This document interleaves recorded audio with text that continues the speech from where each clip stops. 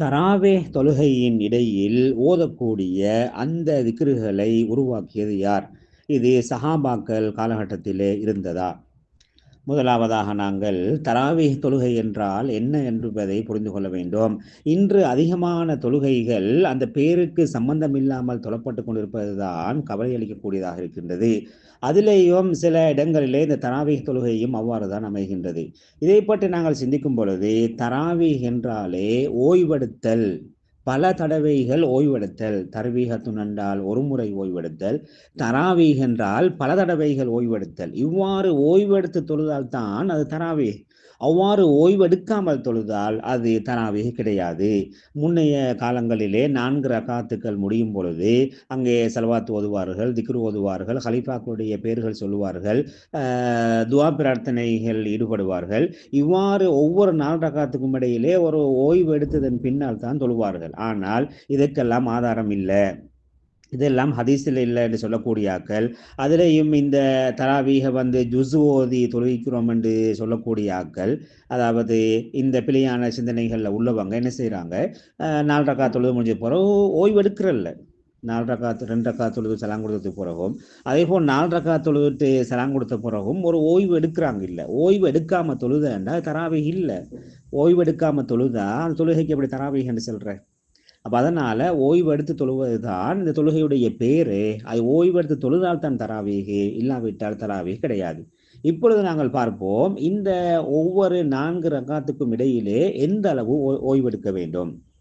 இது சம்பந்தமாக நாங்கள் அந்த சஹாபாக்களுடைய வரலாறை பார்க்கும் பொழுது மக்காவாசிகள் என்ன செய்வார்கள், ஒவ்வொரு 4 ரக்காத்துக்கும் இடையிலே 7 தவாப் செய்வார்கள்.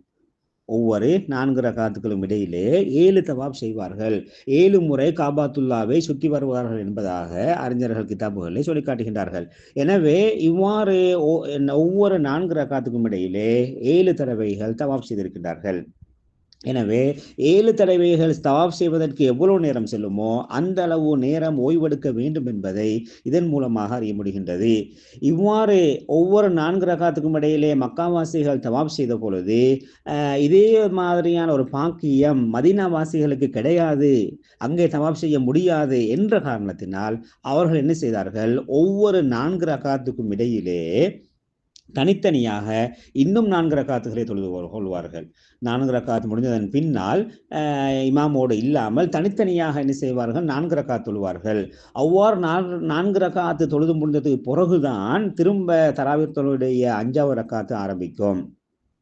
இதனால் தான் மதீனாவாசிகள் தராவீஹ் தொழுகை 36 ரக்காத்துக்கள் தொழுததாக ஆதாரபூர்வமான ஹதீஸ்களில் பதிவு செய்யப்பட்டிருக்கின்றது. அந்த 16 ரக்காத்துக்களும் இந்த ஓய்வு நேரங்களிலே தொழப்படக்கூடிய, அதாவது ஒவ்வொரு ஓய்வின் போதும் தொழக்கூடிய 4 ரக்காத்துகள் தான் 16 ரக்காத்துகள் என்பது தெரிய வருகின்றது. எனவே அந்த அடிப்படையிலே இந்த தகவலை வைத்து பார்க்கும் பொழுது மதீனாவாசிகள் 36 ரக்காத்துகள் தொழுதார்கள் என்ற தகவலை வைத்து பார்க்கும் பொழுது ஒவ்வொரு 4 ரக்காத்துக்கும் இடையிலே 4 ரக்காத் தொழக்கூடிய நேரம் கொடுக்கப்பட வேண்டும். அவ்வாறு கொடுக்கப்பட்ட தொழுதால் தான் அதுதான் தராவீஹ், அதுதான் சலஃபுகளுடைய நடைமுறை, அதுதான் சஹாபாக்களுடைய காலத்தில் இருந்த நடைமுறை என்பதை நாங்கள் புரிந்து கொள்ள வேண்டும். இதிலே இன்னும் சில அறிஞர்கள் என்ன சொல்கின்றார்கள், அவ்வாறு அந்த ஓய்வு நேரத்திலே அவர்களுக்கு சுன்னத்தான தொழுகை தொழலாம், அல்லது திக்ரு செலவாத்துக்களில் ஈடுபடலாம், துவாக்களில் ஈடுபடலாம் என்பதாக அறிஞர்கள் சொல்கின்றார்கள். அதிலே எமது நாட்டிலே காணப்படக்கூடிய இந்த முறைதான், அதாவது ஒவ்வொரு 4 ரக்காத்துக்கும் இடையிலே செலவாத்து ஓதுவது, திக்ரு ஓதுவது, ஹலீஃபாக்களுடைய பேர்களை சொல்லுவது, முதல் 10 வரக்கூடிய துவாவை ஓதுவது, இது யமன் நாட்டிலே ஹதரமௌத்திலே உள்ள நடைமுறை என்பதாகவும், அதே போன்று ஈஜிப்ட் போன்ற பகுதிகளிலே நடைபெறக்கூடிய நடைமுறை என்பதாகவும் சொல்கின்றார்கள். இது சம்பந்தமாக இமாம் ஹாஃபில் முர்த்தலா ஜபீதி ரஹிமஹுல்லாஹ் சொல்கின்றார்கள், இந்த ஹனஃபி ஆக்களிடத்திலே ஒவ்வொரு 4 ரக்காத்துக்கும் இடையிலே ஓய்வெடுப்பது சுன்னத்தான விடயம். அந்த ஒவ்வொரு 4 ரக்காத்துக்கும் இடையிலே 4 ரக்காத் தொழக்கூடிய நேரம் ஓய்வெடுப்பது சுன்னத்து. அதே போன்று இதுதான் சலஃபுகள் மூலமாக அறியப்பட்டது. இதுதான் சலஃபுகளிடமிருந்து பரம்பரையாக பெறப்பட்டது. இதுதான்.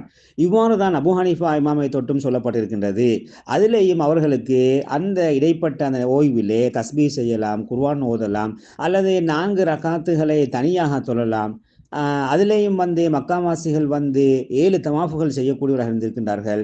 மதீனாவாசிகள் 4 ரக்காத்து தொழக்கூடியவராக இருந்திருக்கின்றார்கள் என்ப தகவலை இமாம் முர்தலா ஜபீதி ரஹ்மஹுல்லா அவர்களுடைய நூலிலே சொல்லியிருக்கின்றார்கள்.